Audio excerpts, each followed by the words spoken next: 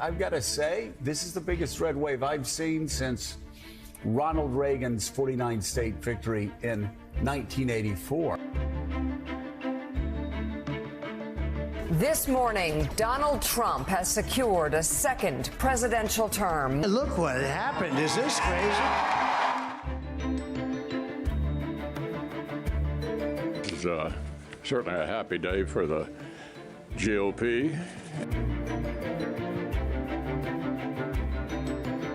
Really one of the headlines out of here, 45% of Hispanics voted for Donald Trump.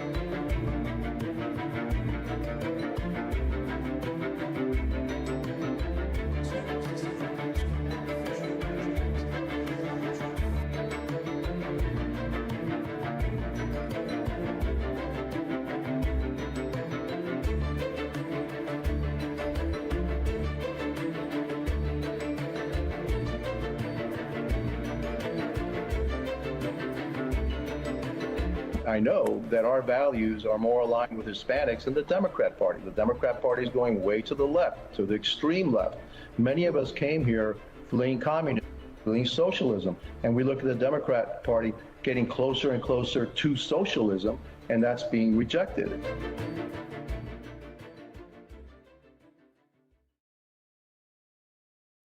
Hi, everybody, and welcome to Washington Post Live. I'm Mariana Sotomayor, congressional reporter at the Washington Post, and I am joined here today by Florida Congressman Carlos Gimenez, Republican from Florida. How are you, Congressman? I'm doing well. How about you? Good. I am getting ready for you all to come back to Capitol Hill tomorrow. But of course, I want to look back at the night and the week that Republicans have had. I mean, what a sweep by now President-elect Donald Trump, not just winning Florida overwhelmingly, but we've even seen him make significant gains in liberal states like New York, obviously has swept by now all 7 battleground states. Senate Republicans have the majority again, and now it seems like we're waiting on a couple of calls out in California and Arizona and Alaska, but House Republicans likely to keep their majority. Can you explain? I mean, are you surprised by how President-elect Donald Trump has done and his continued influence among the Republican base? In a sense, no. You know, I mean, when people ask me what I expected, and my gut told me it was going to be a repeat of 1980. But again, polls were saying that it was really close, et cetera. And so anything that came out would not have surprised me. But yeah, I thought it was very similar to 1980. Yeah, I thought it was similar to 1980. You had a president that was highly unpopular. We had high inflation, we had high mortgage rates. Our standing in the world was suffering. You had wars going on in the Middle East and in Ukraine. You had a border that was out of control. That's a little bit different than what was happening in 1980. But then you had the alternative. And then in 1980 was Ronald Reagan. And right now, in this year, it was Donald Trump. And I could see a lot of the similarities with that. And so it didn't surprise me that he won in the fashion that he won. Do you think that he is coming into the presidency with a mandate? And, if Republicans do have a trifecta in Washington, what are congressional Republicans going to prioritize? Well, number one, we're going to prioritize securing the border. We need to do that. We're also going to prioritize getting start to deregulation. There's over $3 trillion of regulations that are hampering American ingenuity and our American prosperity. We need to get a handle on that. We need to get on board with energy. President Trump has said he wants to unleash American potential when it comes to energy production. I wholeheartedly agree. The best thing that we can do right now is start to substitute Russian oil, Iranian oil, Venezuelan oil with American oil and natural gas. Not only will that hamper our enemies around the world, but also help our allies and also help America. And so, so those are, in a nutshell, some of the things we need to do. Obviously, we also want to start to reduce the cost of government. And I know that he's going to be appointing, I guess, Elon Musk to look at government and start to slash some of these bureaucracies. And I can tell you, look, when I was the mayor of Miami-Dade County, the first thing I did when I won back in 2011, I had to reduce the government by about 10%. because we were going through an economic crisis. And I can tell you we did that. And you know what? We didn't skip a beat. The government worked a lot better. And we were able to eliminate 10% of the workforce. And I don't know how much percentage of the actual cost of government, but it can be done and it needs to be done. I think the federal bureaucracy is way too bloated. People are there making jobs or making work for somebody else and trying to justify their existence. And from what I've seen, it's way over bloated, and we need to bring it under control. I want to talk a little bit more in a minute about, what the House and the Senate could do in the next Congress. But I did want to ask you on that point. I mean, House Republicans have debated about, where to make specific cuts to be able to appropriate more money for, let's say, border security. You just touched on that a little bit. Do you have any ideas or have heard from your own House Republican colleagues about how you could realistically implement a very aggressive southern border law, which will take probably more money, and a number of other priorities by also trying to cut the deficit, cut a little bit of government spending? How should we be looking at trying to balance that out? Well, it's the way that I always balance it out, especially when, like I said, I'm going back to my mayor days, right? I mean, as an executive. So it's not just a question of cutting costs. It's also the question of increasing revenue. And so one of the things that we have this liquid gold underneath our feet that is liquid revenue. We should exploit that as much as possible, again, to benefit us, reduce our deficit, hurt our enemies, and help our friends. And so it has like 4 different good things that happen when you start to explore and allow more energy production here in the United States. As far as the border is concerned, I've always said, and I've said it from the day one, most of the problems of the border were not money. Most of the problems of the border were policy. There wasn't a big change. Actually, there was no change in the budget from January 19th, 2021 to January 21st, 2021. Same budget, same number of people, et cetera. What changed was the policy. And it was the dismantling of some of the policies that had been working for some time by the Biden administration that caused the border crisis to begin with. And if we had just kept that course steady, you wouldn't have had these millions and millions and millions of people coming into the United States. And so I expect that President Trump on his first day, I fully expect and would be very surprised if on his first day he didn't start to re-implement many of those policies, and not all those policies that had the border under control. Now, that being said, because you had these millions and millions of people coming into the United States that probably would never have been allowed into the United States if the law had been followed, now you got to find out where they are, and then you have to have due process. They have to have their day in court, and those that have valid asylum claims will remain in the United States. Those that don't will have to be deported. That's going to cost money. And so we just need to follow the law, but there are millions of people that were allowed into the United States that would have never been allowed into the United States if they had simply followed the law. They gave mass parole, which they should have never done. That in the law, it says it's on a case-by-case basis. And then they took away the remain in Mexico policy. Look, the law says if you're asking for asylum entering the United States, one of 2 things have to happen. 1, you remain in a third country, Mexico or other country, or 2, you're detained in the United States. That didn't happen. And so when the migrants knew that, hey, they were going to get entry into the United States, here they came. And so I expect that the migrant flow is going to slow simply because Donald Trump is in office, and he has indicated that the policies are going to change. So that migrant flow is going to change. And we're going to take a much more aggressive posture when it comes to those that already came in. The ones that should stay, fine. The ones that would not qualify, they need to be deported. That's what the law says. So I wanted to talk to you a little bit more about our home state of Florida. Obviously, Trump, did incredibly well. That was expected. I think what wasn't was just how much of a sweep he did have across the state, obviously winning the Miami-Dade area for the first time in over dozens of years. Hillsborough County, which is my hometown of Tampa, also won that. Also won Osceola County. And, you and I know that as the I-4 corridor, where a number of Puerto Ricans, for example, if Democrats thought that maybe Harris would have an edge, given, some of the things that were said. I know you came out against that comedian who called Puerto Rico an island of garbage. All to say, a lot of people are starting to have conversations of like, why didn't we see this coming? Can you explain to a number of our viewers, I mean, why, even when you're talking about, border security, there's so many immigrants who have made Florida what it is for generations now, but those are also the same group of Latinos who do want to see some order when it comes to migrants coming to the country illegally. Can you just explain that a little bit, especially at a time when a majority of people are trying to understand both this sweep in Florida and the broader question about Latinos moving a little bit more towards Trump and the Republican Party?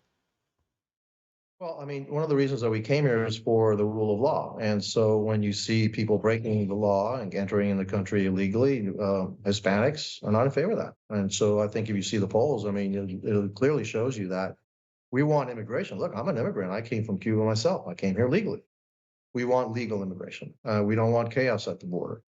Why is the Republican Party making inroads with Hispanic? Is because I believe the Democrat Party is leaving the traditional Hispanics that they counted on to vote. The Democrat Party is going increasingly to the left and to the left and to the left. They have this woke ideology, all this stuff that doesn't make sense to us because, frankly, it doesn't make sense. And so when the Democrats are looking at, gee, why did they leave us? All they got to do is look in the mirror. Is because of you. We were leaving you and your craziness in a lot of aspects, and the fact that you deny what's common sense, and that we're a people of faith and we're a people of family and hard work, and we believe in the American dream, and we don't believe in overregulation. We believe in opportunity. You have become something else, and so they're going to see this migration more and more unless they change their ways, and then they're going to say, oh, because and by the way, when you call us sexist and we're racist and we're misogynistic, et cetera, that's not going to, make us come back to the Democrat Party.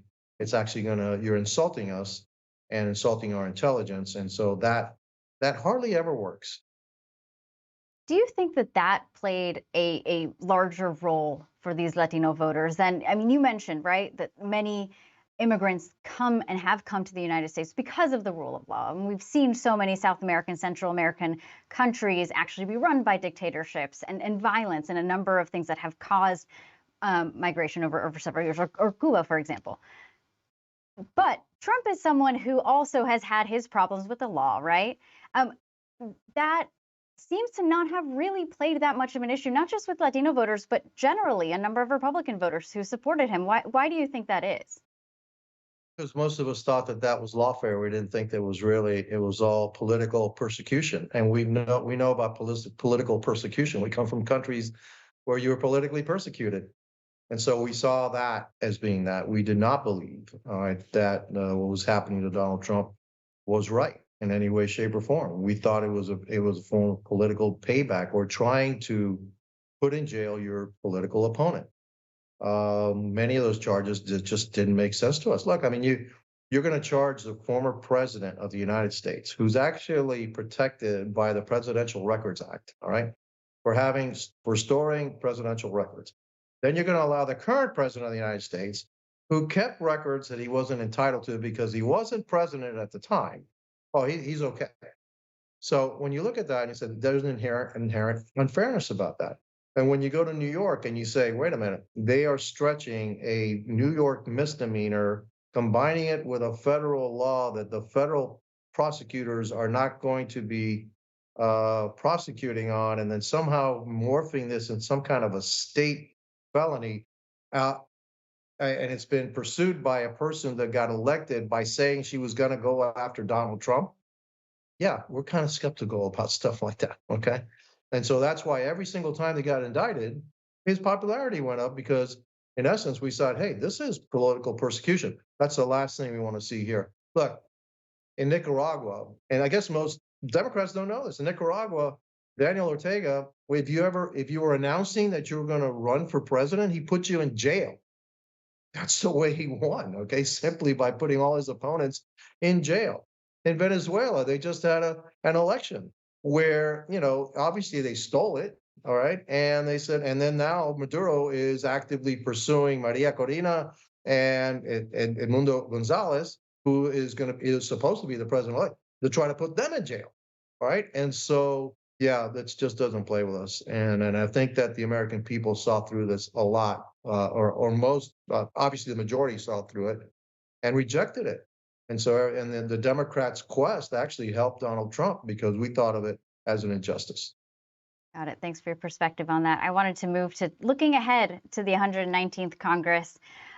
Obviously, Republicans in the House had a bit of challenges being able to agree on policies that a majority of you obviously wanted to see through. Far-right factions, a small group of them, but enough kind of to hold it up, kind of would at times mandate what was happening. That could be different, right? Because now Trump is in office. I'm sure he's going to be picking up the phones. I'm sure Mike Johnson, as Speaker, is going to be picking up the phone to Trump saying, please help me with these group of members. But, some of that is already starting with the conversations about the motion to vacate, which is obviously what helped push out former Speaker Kevin McCarthy.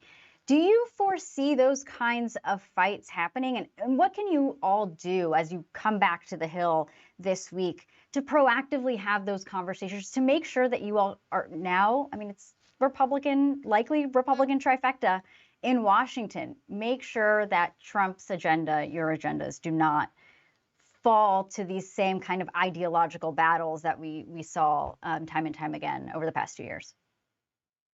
Well, number one, we're gonna try to buck history, and I'm already looking at the midterms, and usually the party in power loses the control of the House in the midterms, and so the only way that we can buck that is by delivering on the promises of Donald Trump, delivering on our promises to the American people, and so there are a number of bills that we passed, that were sitting on the Senate desk that we need to take the dust off and repass them. HR 2, the election integrity, those kind of things. The energy bill that we passed.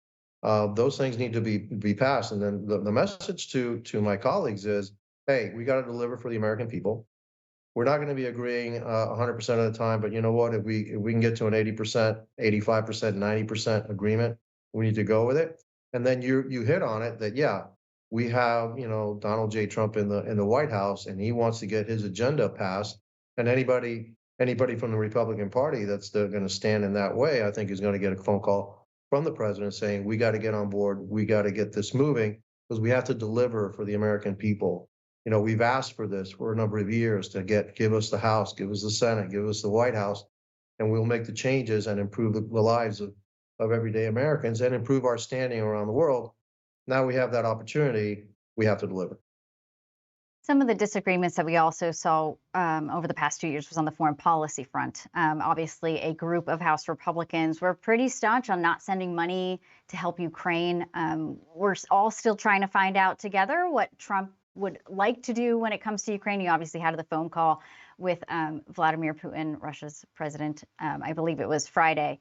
So how are you, as someone who is a staunch defender of just the U.S., right, and how it must maintain its relationships abroad, a number of allies. How are you and your wing of the Republican conference going to make sure that the U.S. continues to help our allies, especially as Ukraine or maybe another country in the future is facing the threats of dictatorships, Russia, China, Iran?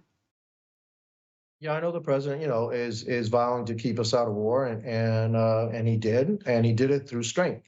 And so, the art of diplomacy is look I would hope that any negotiation with Russia and Ukraine ends up with both parties probably not being really happy about the outcome, because then that means it's a just solution. And so what Russia wants to do is conquer Ukraine, and what Ukraine wants to do is get all its territory back. I think the solution is going to have to be somewhere in the middle. where some of the territory that the Russians had probably going to remain in Russian hands. And so I have confidence that President Trump is going to come up with the right solution, and that war will end, because that's really what he wants to get to, and stop the bloodshed. I will always support our allies around the world against dictatorships and bullies and aggression. I'll do that. You know, I'm a staunch supporter of Israel, and in that sense, I guess, you know, we all agree that Israel needs to be protected and Israel needs to be supported. Taiwan is a looming threat. You know, China has made no secret that it wants to take over Taiwan. We know that Xi Jinping has like a 2027 target date. But I think that President Trump will speak to Xi Jinping and said that no, it's probably not a good idea to do that. And if you do that, then not only will there'll be repercussions for what you're doing.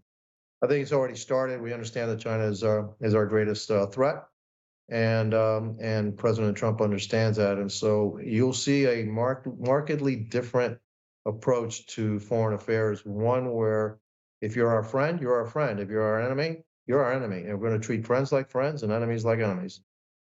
I wanted to ask you quickly as well. I know you have been critical on President Biden's foreign policy. He is headed to South America, specifically Peru and Brazil this week.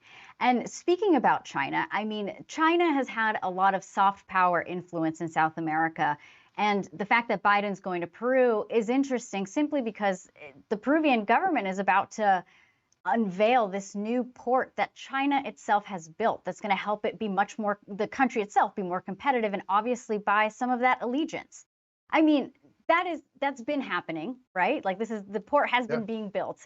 The government has known that China is trying to influence for some time in South America.